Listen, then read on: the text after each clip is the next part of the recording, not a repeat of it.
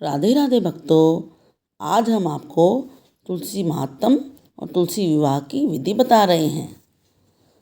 द्वापर युग का प्रारंभ कार्तिक शुक्ल नवमी को हुआ था। अतः कार्तिक शुक्ल नवमी से एकादशी तक मानव विधि विधान से तुलसी विवाह का उत्सव करे तो उसे सर्वश्रेष्ठ दान कन्यादान का फल मिलता है। पूर्व काल में कनक की पुत्री किशोरी ने एकादशी के दिन संध्या के समय तुलसी की वैवाहिक विधि संपन्न की थी। इससे वह वैधव्य दोष से मुक्त हो गई थी। अब विधि सुनते हैं। अपनी भक्ति और सामर्थ्य के अनुसार 1/4 या 9 मिश्रित धातुओं से विष्णु व तुलसी की प्रतिमाएं बनवाएं। फिर तुलसी और भगवान विष्णु की प्रतिमा में प्राण प्रतिष्ठा करके स्तुति आदि के द्वारा भगवान को निद्रा से जगाएं। फिर पुरुष सूक्त से षोडश उपचार से पूजा करें। पहले देश काल स्मरण करके गणेश पूजन करें।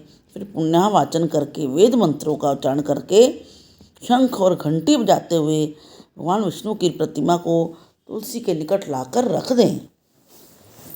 प्रतिमा को सुंदर वस्त्रों और अलंकारों से सजाएं।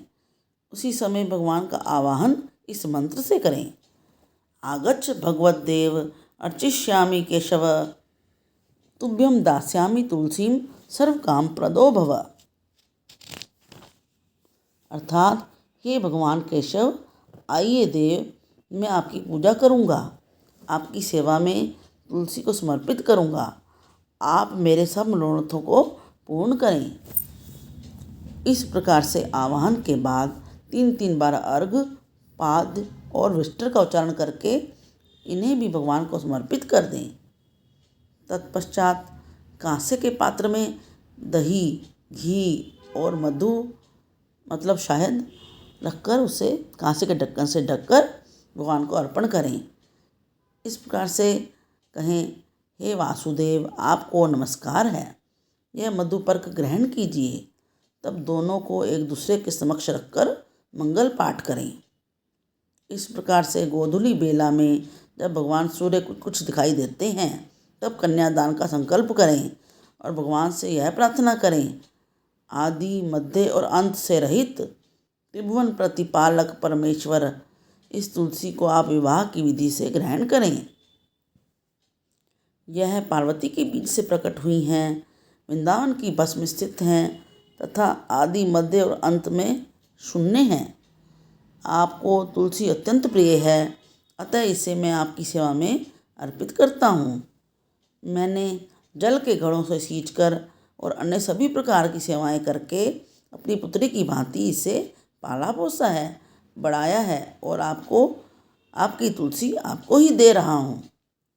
हे प्रभु, कृपा करके इसे ग्रहण कीजिए।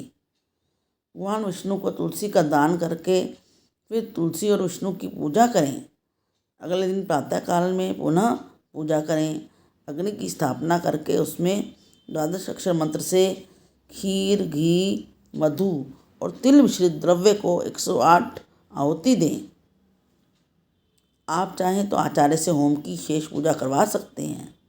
तब भगवान से प्रार्थना करें और कहें, प्रभु, आपकी प्रसन्नता के लिए मैंने यह व्रत किया है। इसमें जो कमी रह गई हो यह आपके प्रसाद से पूर्णता को प्राप्त हो जाए। अब आप तुलसी के साथ वैकुंठ धाम में पधारो। आप मेरे द्वारा की गई पूजा से सदा संतुष्ट रहकर मुझे कृतार्थ करें। इस प्रकार से व्यक्ति तुलसी विवाह का पारायण करके भोजन करे और भोजन के बाद तुलसी के स्वतः गिरे हुए पत्तों को खाकर सब पापों से मुक्त होकर भगवान के धाम को प्राप्त होता है। भोजन में आंवला और बेर का फल खाने से उच्छिष्ट दोष मिट जाता है। तुलसी दल प्राप्ति में अनुपयुक्त समय कौन सा होता है? तुलसी दल व पत्तियां जब भी तोड़नी हो उसके लिए वैधृति और व्यतिपात इन 2 योगों में, मंगल, शुक्र और रवि इन 3 वारों में, द्वादशी, अमावस और पूर्णिमा इन 3 तिथियों में, संक्रांति और जन्म तथा मरण छूत में तुलसी दल को तोड़ना वर्जित है। संक्रांति, अमावस, द्वादशी, रात्रि और दोनों संध्याओं में भी तुलसी दल नहीं तोड़ना चाहिए। किंतु तुलसी के बिना भगवान की पूजा पूर्ण नहीं मानी जाती, अतः निषेध समय में तुलसी वृक्ष से स्वयं गिरी हुई पत्तियों से पूजा करें। पहले दिन के पवित्र स्थान पर रखे हुए तुलसी दल से भी भगवान की पूजा की जा सकती है। शालिग्राम की पूजा के लिए वर्जित तिथियों में भी तुलसी तोड़ी जा सकती है। बिना स्नान के और जूता पहनकर भी तुलसी नहीं तोड़नी चाहिए। इति तुलसी मातम और तुलसी विवाह विधि समाप्तम। हरे कृष्ण कृष्ण कृष्ण हरे हरे, हरे राम राम राम हरे हरे।